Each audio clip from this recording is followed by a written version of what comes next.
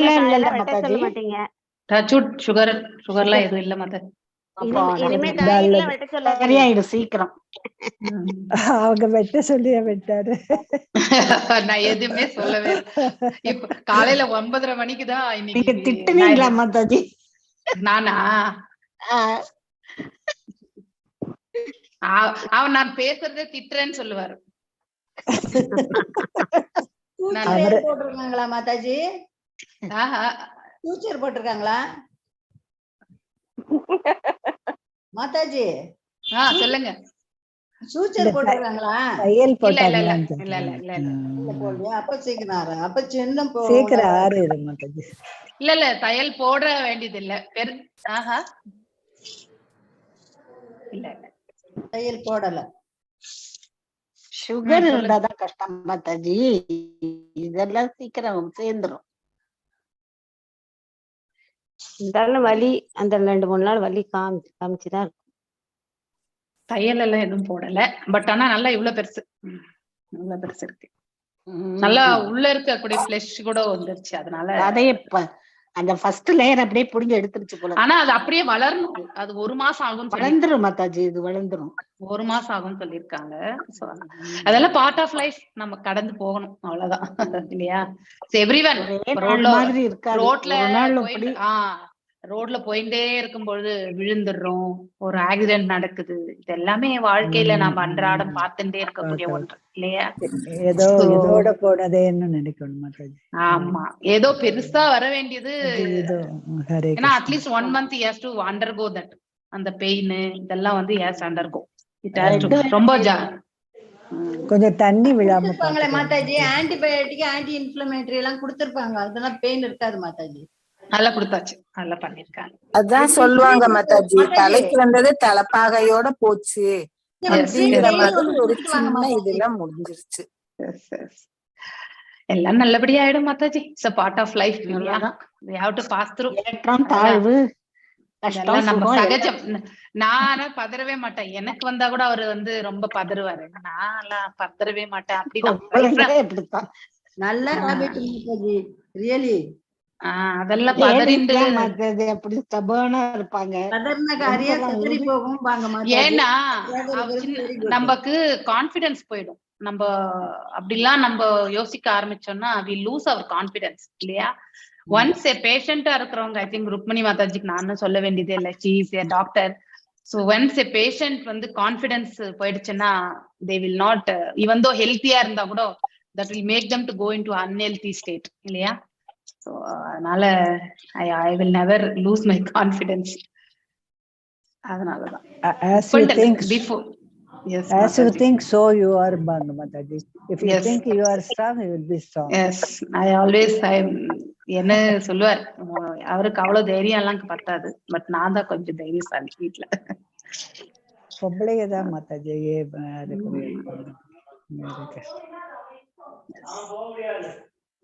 Yes, 45 இல்ல Mataji? 49 Mataji, 49.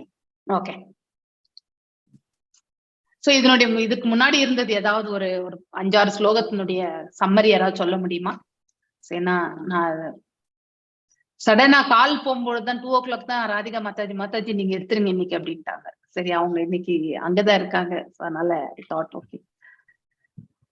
So இதனுடைய முன்னாடி இருந்த ஸ்லோகம் என்ன அப்படின்ற ஒரு முறை நான் ஜஸ்ட் ஒரு ரிவைஸ் பண்ணிக்கிட்டுமா, if you don't mind?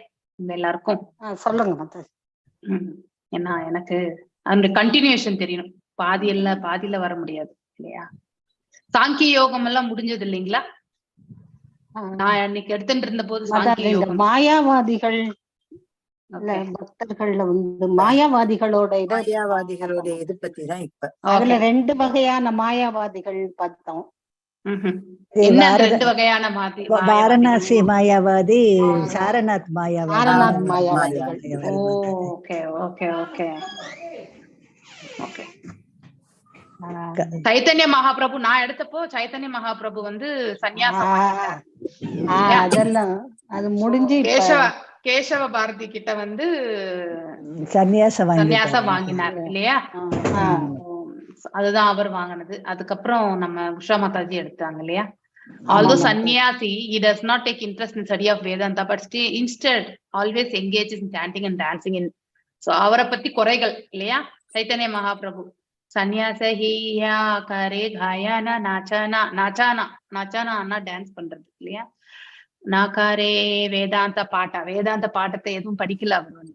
Khare சங்கீர்த்தனத்தை பண்ணாங்க. அவர் மீது வந்து அவதூறு பிளாஸ்மேர் அப்படின்னா அவரை பற்றி குற்றம் கூறுபவர்களை பற்றி இந்த இடத்துல எடுத்துரைக்கப்பட்டிருக்கு.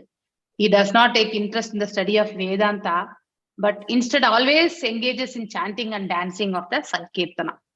So இந்த மாதிரி அவருக்கு வந்து அவரை பற்றி வந்து அவதூறு வந்து கூறப்படுகின்றது.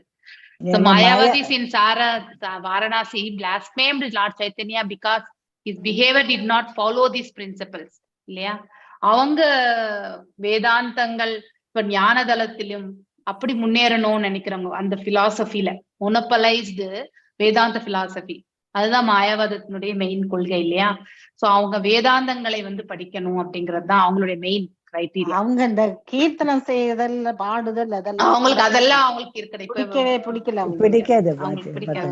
அது கண்டிப்பா பிடிக்காது. இப்ப நம்ம கூட பாக்குறோம் இல்லையா, எங்கேயாவது நம்ம சிவனடியார் வந்து நாம ஜபங்களை சொல்லி டான்ஸ் பண்றது நம்ம எங்கேயாவது பாத்துருக்கோமா? கண்டிப்பா இல்ல. வேணா உட்காந்து மெடிடேஷன் பண்ணுவாங்க. அவங்க பண்றதே மெயினா தியானம். அது இல்லைன்னா இந்த வேதங்களை எல்லாம் வாசிக்கிறது, இது ரெண்டு தான் அவங்க பண்ணுவாங்க. அந்த மாதிரி ஒரு நிலை. However, bestowed his mercy upon this Mayavada sannyasi, delivered them by means of his Vedanta discourses with Prakashananda Saraswati and Sarvabhauma Bhattacharya. இவரை பத்தி நம்ம நிறைய படிப்போம். நீங்க ஆல்ரெடி டீச்சிங்ஸ் ஆஃப் லார்ட் சைத்தன்யால இவரை பத்தி படிச்சிருப்பீங்க இல்லையா. சர்வபௌம பட்டாச்சாரியா அவருக்கு தான் அந்த 6 கைகளோட வந்து தரிசனத்தை கொடுத்தார் இல்லையா. சோ யாரு நம்ம சைத்தன்ய மகாபிரபு எங்க ஜெகநாத் பூரியில, அதுக்கு அந்த வீடு கூட இப்ப இருக்கு. அந்த 6 கைகளோட வந்து வரைஞ்சிருக்கக்கூடிய அந்த சித்திரம். சோ அங்கே அதுக்குள்ள ஒரு ரூம் இருக்கு. அந்த ரூமுக்குள்ள வந்து பாத்தீங்கன்னாக்கா பாதாளத்துல இருந்து போகக்கூடிய, அதாவது கீழே இருந்து எங்க போய் சேரும்னாக்கா பூரி ஜெகநாதர் டெம்பிள போய் டெய்லி வந்து அந்த பாதை வழியாதான் நம்ம சைத்தன்ய மகாபிரபு வந்து போய் தரிசனம் பெற்றுட்டு இருந்தாராம். அவர் வெளியில போய் தரிசனம் பெற்றத காட்டல. சோ அந்த அதன் வழியாக தான் சென்றாருன்னு சொல்லப்பட்டிருக்கு. ஆக்சுவலி சர்வபௌம பட்டாச்சாரியா வீட்டுலதான் இது நடந்ததே. அதுக்கு முன்னாடி ஒரு குளம்புட இருக்கு. அந்த குளத்துல குடிச்ச அதாவது ஒரு முங்கி ஒரு 3 வாட்டி ஸ்நானம் பண்ணப்போ நம்ம எவ்வளவு டயர்ட்னஸ் இருந்தது எல்லாமே போயிடுது. எல்லாருமே இதை ஃபீல் பண்ணாங்க. ஆக்சுவலி அது என்னன்னு, அதனுடைய ரகசியம் என்னன்னு நமக்கு தெரியாது. ஆனா அந்த குளத்துல வந்து அது என்ன நீர்நிலை என்றது எனக்கு டக்குன்னு இப்ப ஞாபகம் வரல. ஆனா அந்த நீர்நிலையில ஸ்நானம் ரொம்ப ஒரு மாதிரி நமக்கு ரிலாக்ஸேஷனா ஒரு ஃபீலிங் வந்து ஏதோ ஒரு தெய்வீகமான ஒரு நிலையை நமக்கு வந்து ஒரு ஃபீல் பண்ணக்கூடிய உணர்வு வந்து ஏற்படுத்தினது. சர்வபௌம பட்டாச்சாரியா வீட்டுக்கு எதிரிலேயே ஒரு பெரிய குளம், அவ்வளவு பியூரான வாட்டர். அதுல போயிட்டு நம்ம அதை முங்கி எழுது. எஸ். சோ இது வந்து பூரி ஜெகநாத்ல வந்து இருக்கிறது. மூர்க்க சன்னியாசி நிஜ தர்ம நாஹி ஜானே பாபு காஹே பேரே பாபு கேரே சானே. Chaitanya Mahaprabhu is an illiterate sannyasi and therefore does not know his real function. Guided only by his sentiments, he wanders about in the company of other sentimentalists. இதெல்லாம் அவர் மேல சொல்லக்கூடிய அபராதங்கள். ஜெய ஜெய சைத்தன்யா சொல்லல. ஓ சொல்லவே இல்லையா? சொல்லல. ஜஸ்ட் அப்படியே ஓம் நமோ பகவதே வாசுதேவாய, ஓம் நமோ பகவதே வாசுதேவாய, ஓம் நமோ பகவதே வாசுதேவாய. ஓம் அஜ்ஞானதிமிராந்தஸ்ய ஞானாஞ்சனே ஷலாக்கய சக்ஷுருன்மிலிதம் ஏன தஸ்மை ஸ்ரீ குரவே நமः. ஸ்ரீ சைத்தன்ய மனோபீஷ்டம் ஸ்தாபிதம் ஏன பூதலே ஸ்வயம் ரூபா கதாமாஹ்யம் ததா ஸ்வாபதாண்டிகம். ஹே கிருஷ்ணா கருணா சிந்து தீன பந்தோ ஜகத்பதே கோபேஷா கோபிகா காந்த ராத காந்த நமஸ்துதே. தப்த காஞ்சன கௌராங்கி ராதே விருந்தாவனேஸ்வரி ரிஷபானுஷுதே தேவி பிரணமாமி ஹரிப்ரியே. வாஞ்சகல்பதாருभ्यश्च कृपसिन्धुभ्यैव च पतितनां पावनेभ्यो वैष्णवेभ्यो नमो नमः. जय श्री कृष्ण चैतन्य प्रभु नित्यानंद श्री अद्वैत गदाधर श्रीवासदि गौर भक्त वृंदा. हरे कृष्णा कृष्ण कृष्ण हरे हरे, हरे राम राम राम हरे हरे. तो நம்ம இப்போ எல்லாருமே சேர்ந்து ஸ்ரீ சைத்தன்யா இது சொல்லலாம். ஓகே.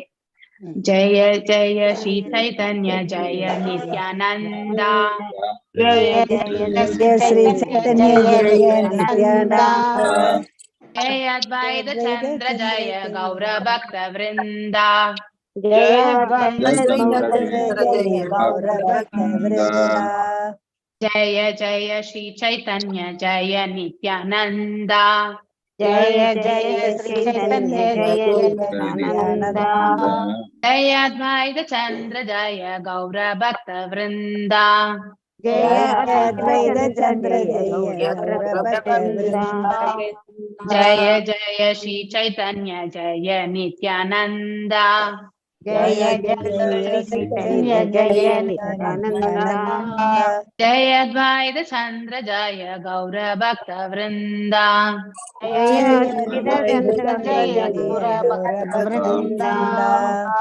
ஹரே ஹரே கிருஷ்ணா ஹரே கிருஷ்ணா பிரபு ஹரே கிருஷ்ண हरे ஹரே कृष्ण கிருஷ்ணா माता ஹரே கிருஷ்ணா எல்லாருக்குமே ஹரே கிருஷ்ணா. சோ மேலும் சைத்தன்ய மகாபிரபு மீது அவதூறுகள் இல்லையா, அவருக்கு எதுவுமே தெரியாது, வேதங்கள் எதுவும் தெரியாது. சோ அதாவது ஞானம் இல்லாதவர், இல்லிட்ரேட் அப்படின்னா அது படிப்பறிவு இல்லாதவர் அப்படின்னா வேத சாஸ்திரங்களை பற்றி ஞானம் அற்றவர் அப்படிங்கிறது எல்லாமே அவதூறுகளாக சொல்லப்படுகின்றது. therefore does not know his real function, அதாவது யாருடைய ரியல் ஃபங்க்ஷன், உண்மையான செயல், எல்லாம் வல்ல இறைவனுடைய உண்மையான செயல் எதுவுமே அவருக்கு தெரியாது. கைடட் ஒன்லி பை சென்டிமெண்ட்ஸ் இல்லையா, அவர் எதனால் செயல்படுகின்றார், அவருக்கு இருக்கக்கூடிய அந்த அவர் சென்டிமெண்ட்ஸ்னாக்கா நம்ம என்ன சொல்லுவோம், நம்ம அவர் ஒன்றின் மீது இவ்வாறுதான் செல்ல வேண்டும் அப்படின்ற அவர் மனசுல ஒரு நிலை கொள்கின்றார் இல்லையா. சோ அது அப்படி பண்ணாதான் கரெக்டா வரும் அப்படின்னு நம்ம மனசுல ஒரு சென்டிமெண்டெல்லாம் நம்ம எஸ் இந்த ஒரு இந்த செயலை இப்படி செய்தாதான்ப்பா கரெக்ட் அப்படின்னு நம்ம நினைப்போம், தீர்மானிப்போம். எஸ் அந்த ஃபீலிங் அந்த மாதிரி நினைச்சு அந்த மாதிரி ஒரு ஃபீலிங் எடுத்துட்டு வர்றாரு அப்படின்னுட்டு அவங்களுடைய கற்பனை. ஆனா உண்மையிலே அவர் ஒரு எக்கஸ்டில இருக்கார் அப்படிங்கறது அந்த மாயாவதிகளுக்கு விளங்குவது கிடையாது. he wanders about in the company of other sentimentalists அப்படின்னு சொல்லிட்டு அவரை பத்தி மேலும் வெவ்வேறு அதர் சென்டிமெண்டலிஸ்ட் நம்பிக்கை, நம்ம அதை வேணா சொல்லலாம், ஒருவருடைய நம்பிக்கை அதுதான் சென்டிமெண்டே. சோ இங்க சைத்தன்ய மகாபிரபு இந்த அருவத்தன்மை மீது அவருக்கு அந்த நம்பிக்கை என்பது இல்லை. அவர் பகவானுடைய ரூபம் இல்லையா, அதன் மீது அவருக்கு இருக்கக்கூடிய அவருடைய நாம ஜபங்கள் மீது இருந்த அவருக்கு இந்த நாட்டம். சோ அவர் டிஃப்ரெண்ட் ஒரு நம்பிக்கை இருக்கக்கூடிய அந்த பாதைக்கு தான் இட்டு சென்றதை ஒழிய இந்த வேத சாஸ்திரங்களை வாசிக்கணும், ஒரு குருடத்தில் அவர் ஏற்றுக்கொண்ட அந்த தீட்சை அதன் பிரகாரம் அதை செல்லணும்ன்ற அவர் மனசு உந்துதல் என்பது ஏற்படவே இல்லை அவருக்கு. சோ அவர் எங்க அலையறார் அப்படிங்கறதுதான் அவங்களுடைய கருத்து. ஏஷாபா சூன்யா பிரபு ஹாஷே மானே மானே உபேக்ஷா கரிய காரு நா கைல சம்பாஷானே. சோ இவ்வாறு அவரை பற்றியான அவதூறுகளை எல்லாமே கேட்டபொழுது சைத்தன்ய மகாபிரபு வெறுமனே, அதாவது அவர் ஒரு புன்னகை மட்டும்தான் பூத்தாராம். மேலும் rejected all the accusation and did not talk with Mayavati. அவர் எதையுமே ஏற்றுக்கொள்ளவில்லை. இவர்கள் எடுத்துரைத்த அந்த அவதூறுகளை எல்லாம் அவர் ஏற்றுக்கொள்ளவும் இல்லை. அதன் பிறகு அந்த மாயாவாதிகளிடத்தில் அவர் பேசவும் இல்லை. சோ அதாவது சைலண்ட் ஆயிடுறார். Simply it is a waste of time இல்லையா. நாம கூட வீட்டுல ஒரு நல்லது சொல்லும் பொழுது கேட்காம இருக்காங்கன்னா அவங்களுக்கு திருப்பி நம்ம கண்டிப்பா சொல்லவே மாட்டோம். ஒரு முறை சொன்ன போது கேட்கவில்லை என்றால் மறுமுறை நம்ம எனர்ஜி அதுல யூட்டிலைஸ் பண்ணணும்னு நம்ம கண்டிப்பா நினைக்க மாட்டோம். அது போல அவரும் எப்படி என்ன இவங்களுக்கு சொல்லாத முறைக்குதான் சொல்ல முடியலன்னா அவரும் சைலண்ட் ஆயிடணும்னு நினைக்கிறார். சோ ஹி ரிஜெக்டட், அவங்க சொன்ன அந்த அவதூறுகளை எல்லாம் அவர் ஏற்றுக்கொள்ளவில்லை. மேலும் அவர் அமைதியாக ஆகிவிட்டார். So thus neglecting the blasphemy of Varanasi Mayavadis, Chaitanya Mahaprabhu proceeded to மதுராவுக்கு செல்கின்றார். அங்கே அவர்கள் எடுத்துரைத்த அவதூறுகளை எல்லாம் புறக்கணித்து விட்டு அது இல்லை என்று அவர் ஏற்றுக்கொள்ளாத நிலையில் அதை அவர் ஏற்றுக்கொள்ளவே இல்லை. அதன் பிறகு அவர் மதுராவை நோக்கி செல்கின்றார். After visiting Mathura, he returned to meet the situation. அதாவது மீண்டும் திரும்பி வருகின்றார் இங்கே இந்த வாரணாசிக்கு. When he first visited Varanasi, but he returned there from Mathura to convince them the real purpose of, மீண்டும் வேதாந்தங்களுடைய உண்மையான நோக்கம் என்ன, பொருள் என்ன அப்பொருள் உரை என்ன என்பதை எடுத்துரைப்பதற்காக அவர் மீண்டும் வந்து வாரணாசியை நோக்கி வருகிறார். காஷிதேலே காகே சூத்ர சரி ஸ்ரீ சந்திரசேகரா தானரா கரே ரஹிலா பிரபு ஸ்வதந்தரா ஈஸ்வரா. சோ ஈஸ்வரா கட்டுப்பாட்டாளர் இல்லையா. சோ இந்த தடவை என்ன செய்தார் சைத்தன்ய மகாபிரபு, சந்திரசேகர் அவருடைய வீட்டுல வந்து இருக்கார். யார் சந்திரசேகர் என்று சொல்ல முடியுமா? சந்திரசேகர்ன்றதுக்கு மத்தாச்சி சிவபெருமான் தாங்க மத்தாச்சி. நோ நோ நோ, சந்திரசேகர் வந்து சிவபெருமான் என்ற நாமம், நாமத்தை கொண்ட எத்தனை பேர். சந்திரசேகரங்கிற ஒரு குருஜி ஹரிதாஸ் குருவோட சிஷ்யர் இல்லையா? அவர் வீட்டுலதான் இவருக்கு தங்கினார் Mataji. Yes, he is a Shudra. He is born from a Shudra family. அவர் வந்து எழுதக்கூடியவர். ஓகே. சோ சந்திரசேகர் அவர் வீட்டுல வந்து இவர் தங்குகிறார். ராகிலா இல்லையா, remind as the supreme personality of Godhead is completely independent. ஸ்வதந்திரம் இல்லையா, ஸ்வதந்திரா அப்படின்னாலே இண்டிபெண்டன்ட். ஈஸ்வரா அப்படின்னா நம்ம பரம கட்டுப்பாட்டாளர் இல்லையா, நம்மள எல்லாருமே கட்டுப்பாட்டுல வைத்திருக்கக்கூடியவர் அப்படிங்கிறதையும் நாம புரிந்து கொள்ளணும். இந்த இடத்துல நான் பிராமின்ஸ், அதுக்கப்புறம் கன்சிடர் சூத்ராஸ், நான் பிராமின்ஸ், 4 விதமான வர்ணங்களை பற்றி எடுத்து சொல்லப்படுகின்றது. பிராமணர், அப்புறம் சத்திரியர், வைஷ்யர் and சூத்ரஸ்.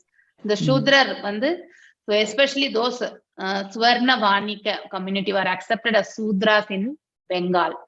Even though Vaidyas, who are generally physicians, were also considered as Sudras. So Lord Chaitanya Mahaprabhu, however, did not accept this artificial principle which was introduced in society by self-interested men, and later Kashyapyas, Vaidyas and Vaniks, the Vanigargal, நம்ம வானிக்ஸ்னா வணிகர்கள் இல்லையா, வைத்தியர்கள், அடுத்து காயத்யாஸ், so all began to accept the sacred thread. அது பூணூல் வந்து யார் வேணாலும் போடலாம், அது அப்பெல்லாம் இருந்தது. இப்பதான் நம்ம வந்து பிறப்பின் அடிப்படையில வந்து எல்லாமே அமைங்க பெற்றிருக்கு. யாரெல்லாம் அந்த பிராமணிக்கல் குவாலிட்டிஸ் அதான் வந்து ஃபாலோ பண்றாங்களோ அவங்க எந்த இதுல இருந்தாலுமே அவங்க வந்து அதை அணியலாம் என்று சொல்லப்பட்டிருக்கு. இப்போ செய்யறவங்க ஆசாரிகள், வணிகர்கள், ஆசாரி, இந்த தங்க ஆசாரி எல்லாம் போட்டுக்கிறாங்க. தங்க நகை செய்யறவங்க அவங்களும் போடுறாங்க. அதுக்கப்புறம் வந்து பானை செய்யற குலாலர் போட்டுக்கிறாங்க மாதாஜி. ஆனா அந்த ஒரு நாள் தான் போடுவாங்க, ஆவணி ஆவட்ட அன்னைக்கு போடுவாங்க மாதாஜி. ஓகே, அவங்களும் போடுவாங்க. ஈவன் இந்த வுட் ஒர்க் பண்றாங்களா அந்த ஆச்சாரிகள் கூட போடுறதுதான். தச்சர் அவங்களும் போடுவாங்க.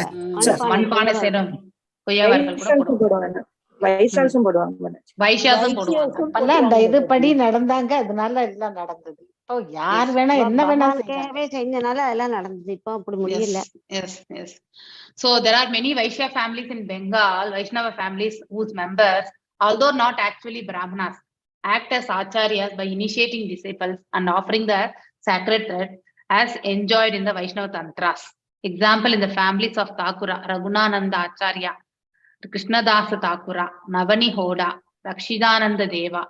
The sacred thread ceremony, பூணூல் அணியறது, இவங்களும் வந்து அந்த பூணூல் சாஸ்திரத்தை பண்ணியிருக்காங்க. As it is for the caste Goswamis அப்படின்னா Brahmins இல்லையா. And this system has continued for past 300 to 400 years. Accepting disciples born in Brahmana family, they are bona fide spiritual masters who have a facility to worship Saligrama Shila, and which is worshipped by the deity. Saligrama Shila வந்து அதாவது Vishnu இருக்கக்கூடியதுனால, so அது வந்து generally வந்து Brahmins வீட்ல தான் இது வந்து சாலிகிராம ஷீல வந்து வர்ஷிப் பண்ணிட்டு இருக்காங்க. சோ ஜஸ்ட் இது ஒரு விளக்கம் தான் கொடுத்திருக்காங்க, தெரிஞ்சுக்கலாம். தபன மிஸ்ரேரகாரே பிகாஷே நிவாஹனா சன்யாஷீரா சங்கே நாஹி மானே நிமாந்தரானா.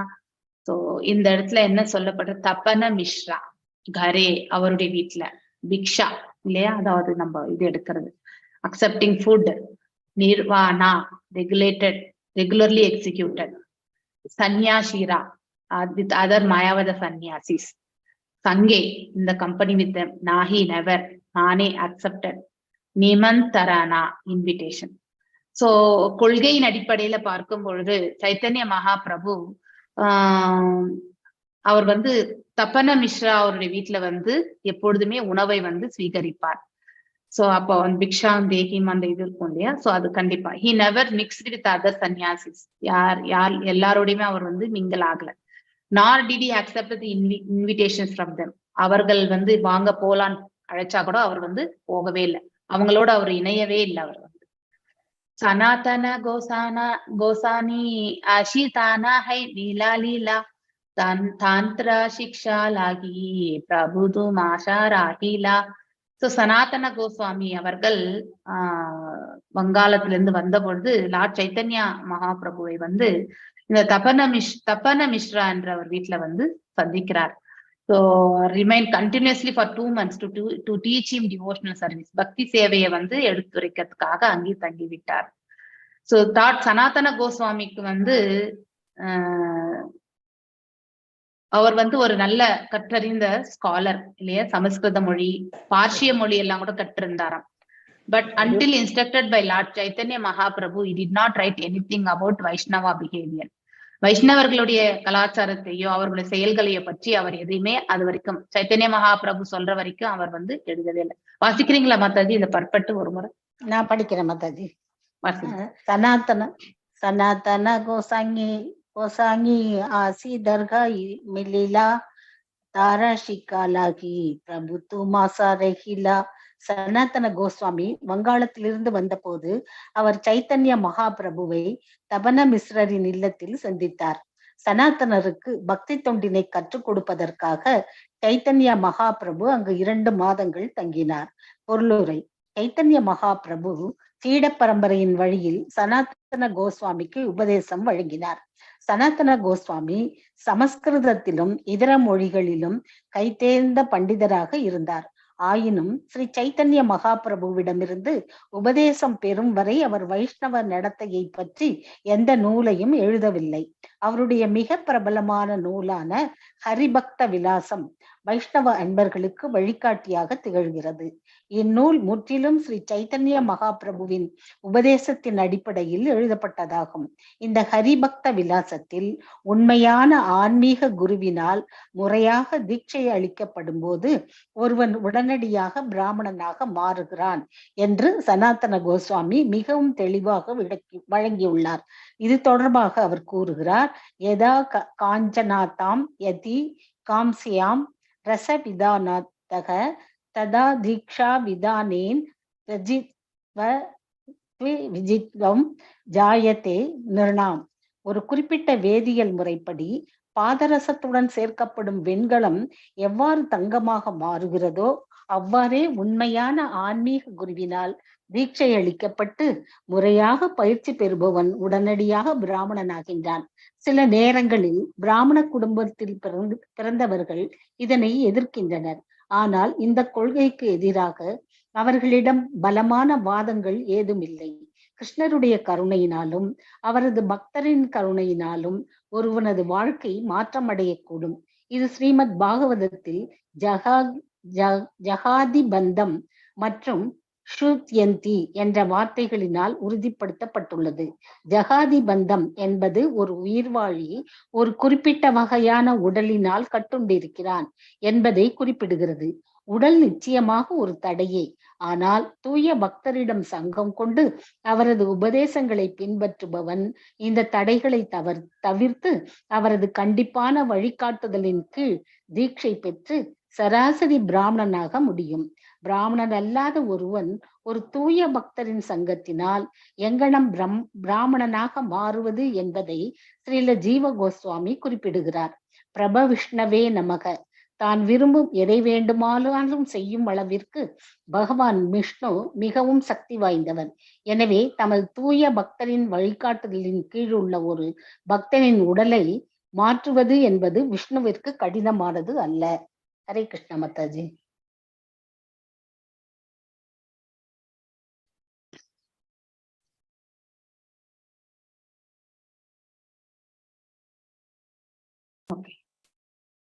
சோ அழகான விளக்க உரை.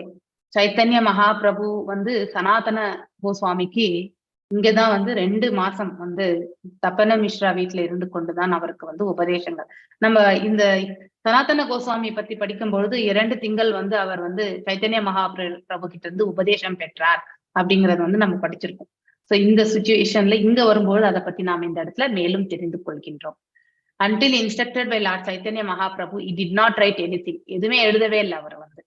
So his very famous book வந்து ஹரிபக்தி விலாசா.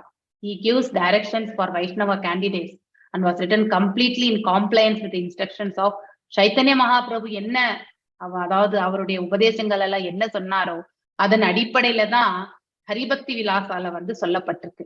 ஹரிபக்தி விலாசால தான் நம்ம இந்த 18th சாப்டர் பகவத்கீதையில கூட நமக்கு அந்த சரணாகதி என்பதற்கான 6 நிலைகளை பற்றி அதுலதான் எடுத்துரைக்கப்பட்டிருக்கு. சோ 18th சாப்டர் 66th ஸ்லோகத்துல போனீங்கன்னா ஹரிபக்தி விலாசானுடைய ரெஃபரன்ஸ் இருக்கும். அதுல அந்த ஸ்லோகமும் வழங்கப்பட்டிருக்கு இல்லையா? அனுகூலிய சங்கல்பம் பிரதிகூலியஷ வர்ஜிதம் இல்லையா? சோ அது மாதிரி அந்த எதெல்லாம் பகவானுக்கு அதாவது பக்தி தொண்டு புரியறதுக்கு ஃபேவரபிளா இருக்கோ, அதாவது அனுகூலமா இருக்கோ அதை மட்டும்தான் பின்பற்ற வேண்டும்.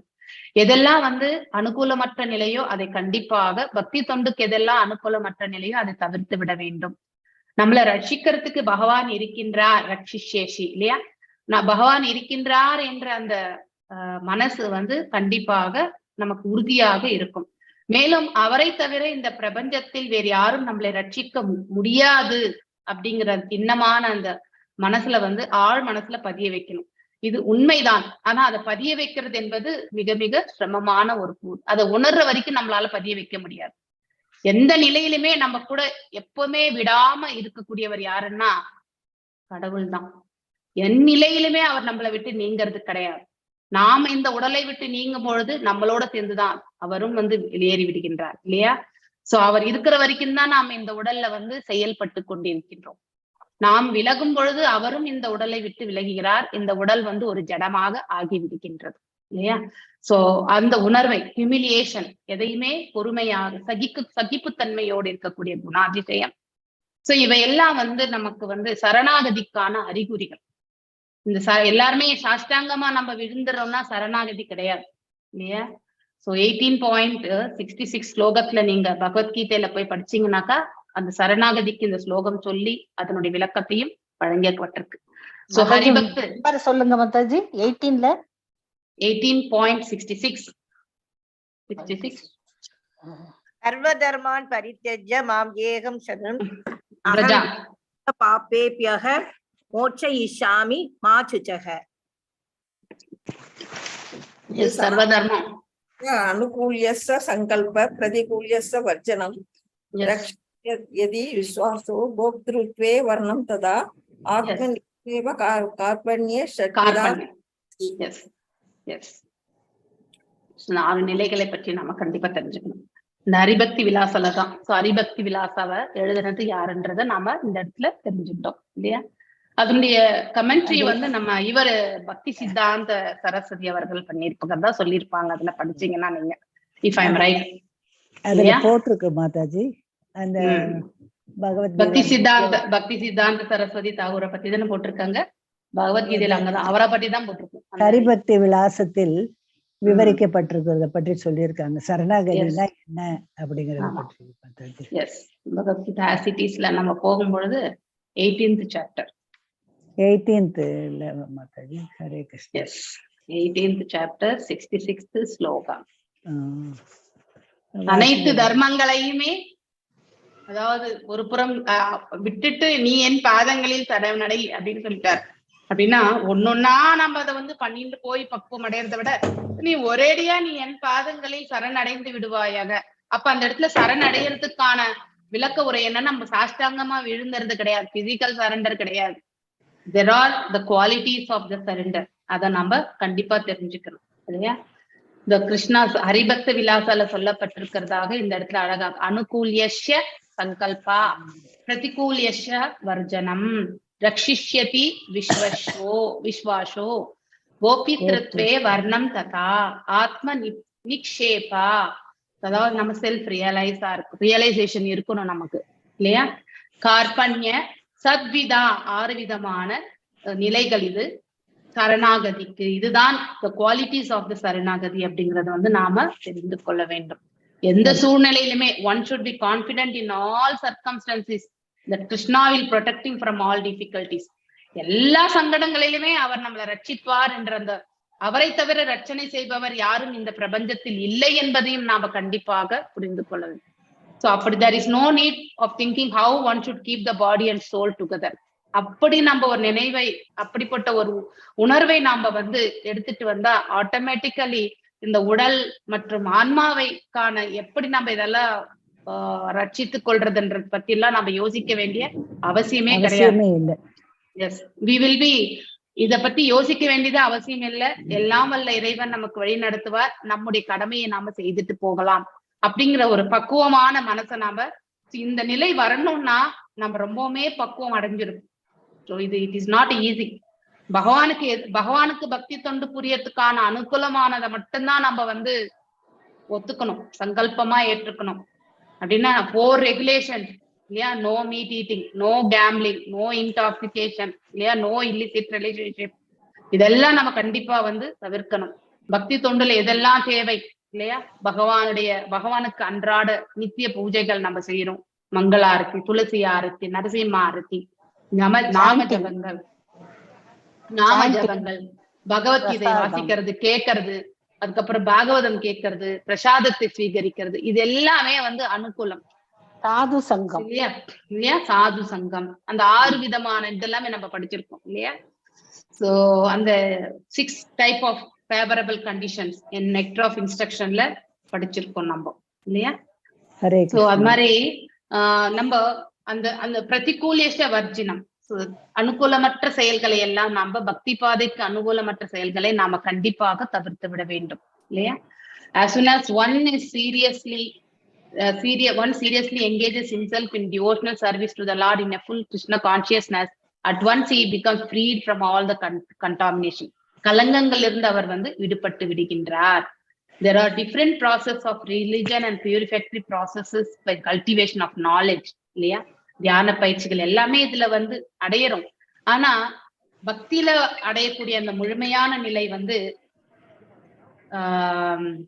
வேற ஒரு யோக பயிற்சிகள்ல நமக்கு கண்டிப்பாக கிடைப்பது கிடையாது. அதனாலதான் ஹையஸ்ட் இஸ் வாட் பக்தி யோகா அப்படிங்கிறதே நாம நல்லா தெரிஞ்சுக்கணும். அது மாதிரி பிரம்மணா யதா காஞ்சநாதம் யாதி காம்ஷயம் ரசா விதானாதஹ ததா தீக்ஷா விதானேன கஜத்வம் ஜாயத்தே நிர்ணாம். அதாவது ஒரு பெல் மெட்டல், அதாவது பாதரசத்தோட நம்ம வந்து இரும்பை கலந்தால்தான் அது தங்கமாக ஆகின்றது. ஒரு காம்பினேஷன், ஒரு பர்டிகுலர் டெம்பரேச்சர் அப்படின்னு சொல்லுவாங்க, மிக்ஸ்டு வித் மெர்க்குரி. சோ அது வந்து தங்கமாக, வெங்கலமும் மெர்க்குரி, வெங்கலமும் அத பெல் மெட்டல் கலந்து அது தங்கமாக மாறி விடுகின்றதாம். சோ அது போல நம்ம வந்து one who is properly trained, நம்ம எல்லாருமே பெல் மெட்டல் மாதிரிதான். சோ பாதரசம் போன்று இருக்கிறது யாரு, அதாவது ஸ்பிரிச்சுவல் மாஸ்டர் இல்லையா. அவருடைய இதனாலதான் நம்ம வந்து செயல்னாலதான் அவர் என்ன நமக்கு வந்து பரிந்துரைக்கிறாரோ அதை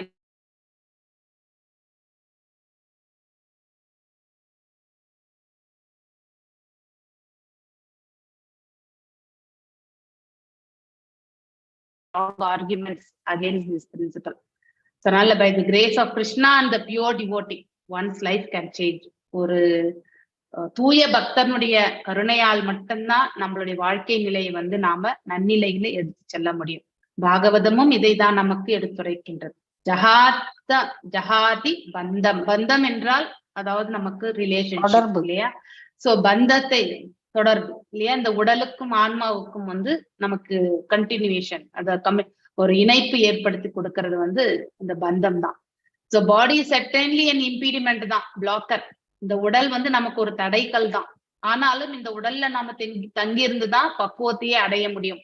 இந்த உடலை நாம எந்திரமாக உபயோகப்படுத்தி பக்தி பாதையில நம்ம முன்னேறதுக்கான மார்க்கத்தை நாம் விட்டு செல்லும் பொழுது கண்டிப்பாக நாம வந்து பகவானுடைய திருவடிகளை சேர்றதுக்கான மார்க்கம் கிடைக்கின்றது.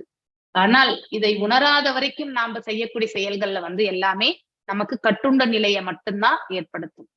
Srila Jiva Goswami states that how a non-Brahmana can be turned into Brahmana by association. இல்லையா, நான் பிராமணனா இருக்கவங்க கூட பிராமணனாக ஆகக்கூடிய தகுதி யாரால கிடைக்கும்னா, அதாவது பகவானுடைய, அதாவது தூய பக்தராக இருப்பவர் he is the representative of God இல்லையா. பிரபா வைஷ்ணவ நமஹ, அதாவது Lord Vishnu is so powerful that he can do anything he likes. Therefore it is not difficult for Vishnu to change the body of a devotee. He is under the guidance of a pure devotee of the Lord இல்லையா. பகவான் நினைச்சா எதை வேண்டாலும் செய்வார். அதனால ஒரு பக்தன், ஒரு தூய பக்தனிடத்தில் ஒரு அதாவது ஒரு சீடனாக இருக்கக்கூடியவனை இன்னும் மேல இட்டுட்டு போகிறதுக்கு பகவான் நினைச்சா அவரை ஒரு நல்ல நிலைக்கு இட்டுண்டு போவார் அப்படிங்கிறது. தானரேஷா கீலாஷா வைஷ்ணவாரே தர்மா பாகவதா ஆதி சாஸ்திரேரா யதா கோடா மர்மா. சோ பாகவதத்தினுடைய சொற்கள், அதாவது பாகவதத்துல என்னென்ன எடுத்துரைக்கப்பட்டிருக்கோ அது எல்லாமே நமக்கு எதை எடுத்துரைக்கின்றது? இட் இஸ் ரிவீலிங்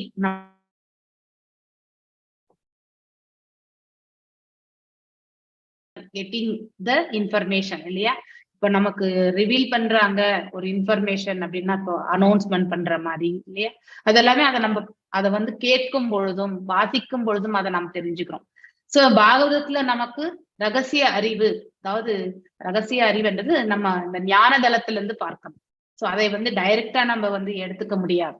ஒரு குரு பரம்பரை வாயிலாக நம்ம அதை படிச்சுன்னு வந்தா மட்டும்தான் அதை புரிய ஆரம்பிக்கும். எத்தனை பேர் பகவத்கீதை பாகவதம் வீட்டுல இருந்து கூட நம்ம வாசிக்காம இருந்திருக்கோமா இல்லையா? கண்டிப்பா. ஆனா அதே ஒரு குரு பரம்பரை வாயிலாக வந்த ஒரு பக்தருடைய வாயிலிருந்து நாம கேட்கும் பொழுது அதை புரிந்து கொள்வதற்கான மார்க்கம் நமக்கு சுலபமாக கிடைத்து விடுகின்றது. சைத்தன்யா அதே போல instructor Sanatana Goswami regarding all the regulatory activities of a devotee. So எதெல்லாம் ரெகுலேட்டரி ஆக்டிவிட்டிஸா சொல்லியிருக்கார், யாராவது சொல்ல முடியுமா? மாதாஜி அந்த 4 ரெகுலேட்டிவ் ஆக்டிவிட்டிஸ் தானே மாதாஜி? இல்ல இங்க ஏதாவது இங்க எக்ஸ்ட்ராவா சொல்லப்பட்டிருக்கான்னு பாக்குறேன். இங்க நீங்க இத படிச்சீங்க இல்லீங்களா? சோ ஒண்ணு நம்ம அசைக்க முடியாத நம்பிக்கை இருக்கணும், ஸ்ரத்தை இல்லையா. அந்த ஸ்ரத்தா, சாது சந்தா, பஜன கிரியா இல்லையா, அனர்த்த நிவர்த்தி, நிஷ்டா, ருச்சி, பாவா பிரேமா இல்லையா, 8 நிலைகள் இல்லையா. சோ இது எல்லாமே நம்ம கண்டிப்பா தெரிஞ்சுக்கணும். இந்த இடத்துல சஹஜ்யா, ஷகிவேகா இத பத்தி எல்லாம் சொன்னாங்களா மாதாஜி? அப்ப சம்பிராத் means outside of sampradaya. Aula, Baula, Kartabhaja, Neda, Daravesha, Shani, Sahajiya, Shahi, Mataji கொள்ளக்கூடாதுன்னு வருது. சங்கம் வைத்து கொள்ளக்கூடாதுன்னு இருக்கு மாதாஜி. அப்படியா? ஓகே. அவுட் சைட் இதெல்லாமே நமக்கு தெரியும். That is non-devotees. Anything non-devoteesனா நம்ம அவங்களோட association connection with them. Some of these groups are known as Aula, Baula. இதெல்லாம் என்னன்னு தெரியாது மாதாஜி, சொல்லுங்க. இதெல்லாமே ஒரு எல்லாருமே பகவானுக்கு எதிரானவர்கள்னு நினைக்கிறேன் மாதாஜி. இவங்களோட எல்லாம் நம்ம சங்கம் வைத்துக் கொள்ளக்கூடாது அப்படின்னா. சம்பிரதாயங்கள் என்பது 4 விதமான சம்பிரதாயங்கள் எடுத்துரைக்கப்பட்டிருக்கு நம்ம பரம்பரா சிஸ்டம்லயே கூட இல்லையா. சோ வைஷ்ணவ, நம்ம பிரம்ம கௌடிய சம்பிரதாயம்,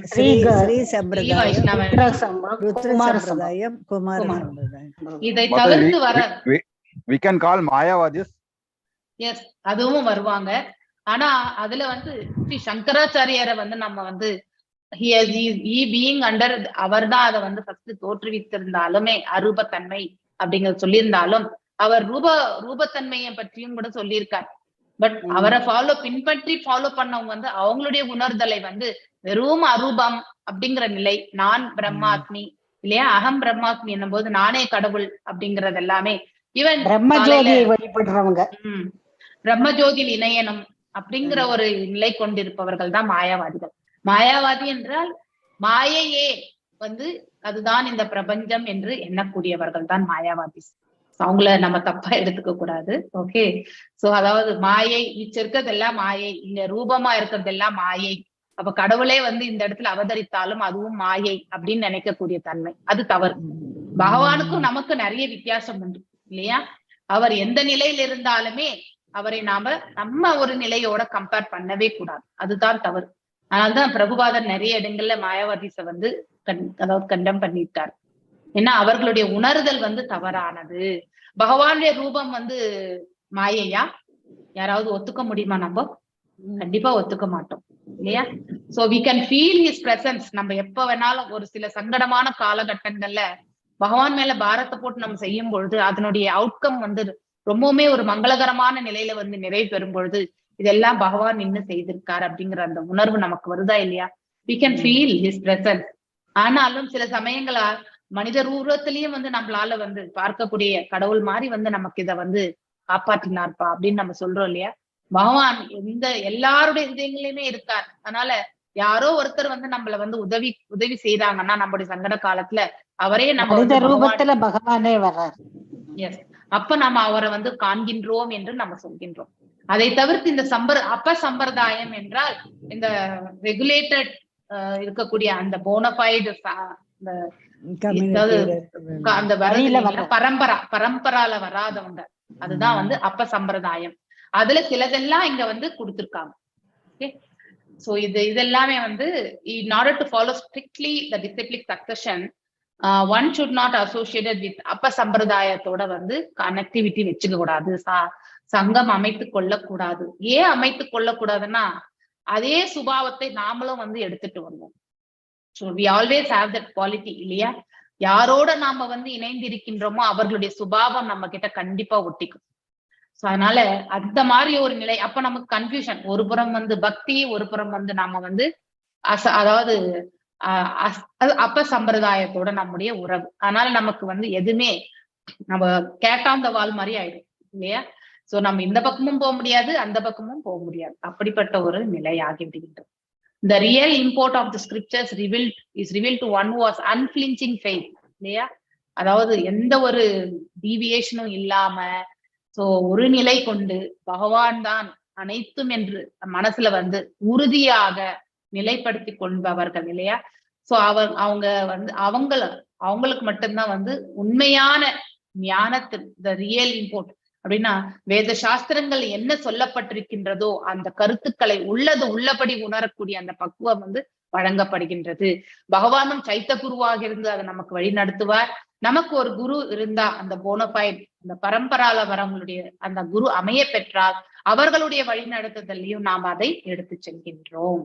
So neither the sadhu nor a bona fide spiritual master says anything that is beyond the scope of sanction of the revealed. எதையுமே வேத சாஸ்திரங்கள் இவ்வளவு புஸ்தகங்களை எழுதியிருக்கார் ஸ்ரீல பிரபுபாதர் அவர்கள் இல்லையா? ஆனா எதையாவது அவருடைய சொந்த கருத்துக்களாக எழுதியிருக்காரு இந்த இடத்துல நாம் இது வரைக்கும் படிச்சுட்டே வந்திருக்கோம். ஐ அசியூம், நான் இப்படி இருக்கும், ஐ திங்க் அப்படின்லாம் எங்கேயுமே அவர் எழுதல. சோ ஐ திங்க் அப்படின்னாலே அது நம்முடைய கருத்தாகிவிடும். சோ அவர் என்ன கிளியரா எழுதியிருக்கார், இதுதான் வேத சாஸ்திரம், இதனுடைய மீனிங் இதுதான், இது இப்படிதான் நம்ம புரிஞ்சுக்கணும், இதுக்கு ஒரு அனாலஜியும் அவர் கொடுப்பார். சோ எப்படி நம்ம சுலபமா அதை நம்ம வாழ்க்கையில அப்ளை பண்றது. சாஸ்திரங்கள், புராணங்கள், இது இதிகாசங்கள், இதுல இருந்துதான் அவருடைய மேற்கோள்களே இருக்கும். மத்தது yes, everything is from the S. So everything from the Vedic scriptures தான் அவர் வந்து செய்திருக்கார். சோ லைக் சைத்தன்ய இதி மத்யே சந்திரசேகரா மிஸ்ர தபனா துக்கிஹானா பிரபுபாயா கைல நிவேதானா இல்லையா?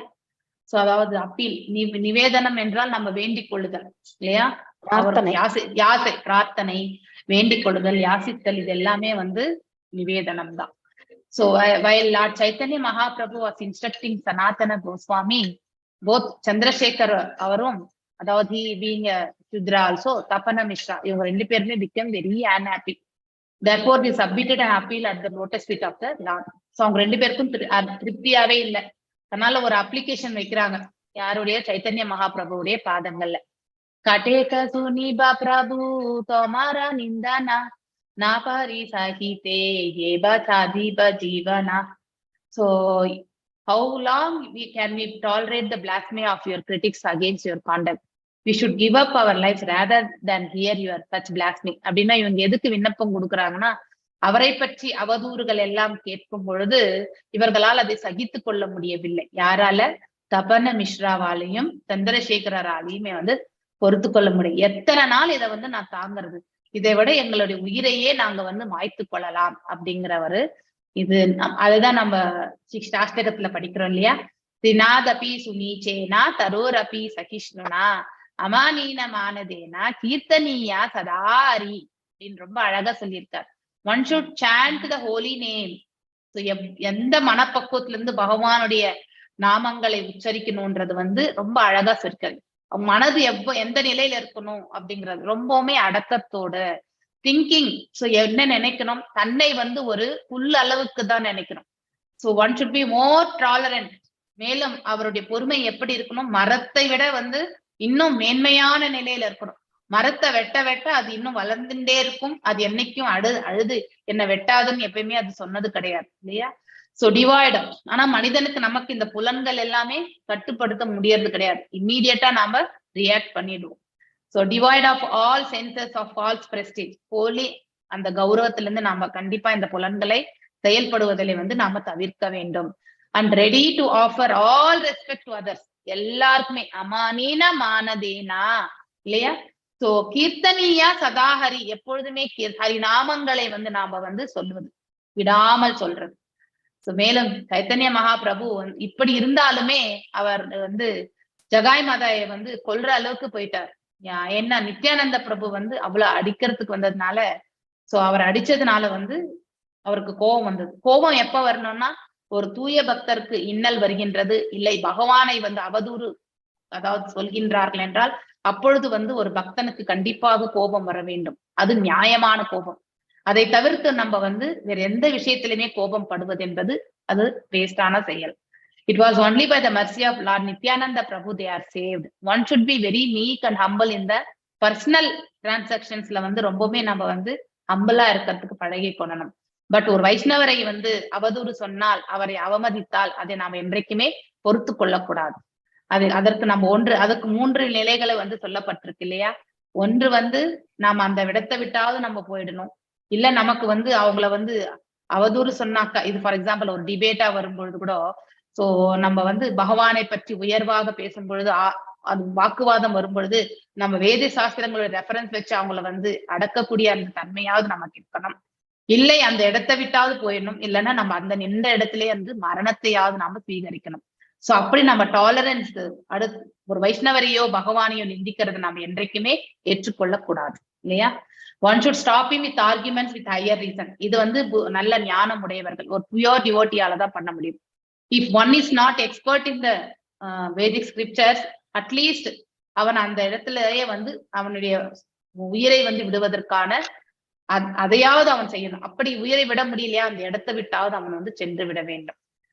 So while Lord Chaitanya Mahaprabhu was in Benares or Kashi, the Mayavada sannyasis blasphemed him in many ways, because although he was a sannyasi, he was indulging in chanting and dancing. Tapana Mishra and Chandrasekhara heard this criticism, and it was intolerable for them because they are the great devotees of the Lord Chaitanya. So they could not stop it. அது அவங்களால நிறுத்த முடியல. அதனால அவங்க டைரக்டா வந்து சைத்தன்ய மகாபிரபு கிட்ட வந்து அதாவது அப்பீல் கேட்டு வேண்டிக் கொள்கிறார்கள். So because this blasphemy is so intolerable that they decided to give up their lives. தங்களுடைய வாழ்வை வந்து விட்டுறணும்னு நினைக்கிறாங்க அப்படிங்கிறது வந்து இந்த இடத்துல எடுத்துரைக்கிறார்கள். சோ நான் இன்றைக்கு இதோட நிறுத்துறேன். நாளையில இருந்து ராதிகா மாதாஜி வருவாங்க. Take up this 51ல இருந்து நீங்க எடுத்துக்கலாம். எனக்கு அந்த கண்டினியூஷன் வராதனால I revised மா. ஹரே கிருஷ்ணா எல்லாருக்கும். நல்லா புரிஞ்சு. வாஞ்ச கல்பதாருபேஷ கிருப சிந்துபேவச पतितनाम पावनेभ्यो वैष्णवेभ्यो नमो नमः. अनंत कोटि वैष्णव वृंद की जय. नामाचार्य हरिदास தாகூர் की जय. சோ ஒரு 10 மினிட்ஸ்ல மீண்டும் நம்ம கனெக்ட் பண்ணலாம். இந்த அப்படியே லிங்க் அப்படியே இருக்கும்.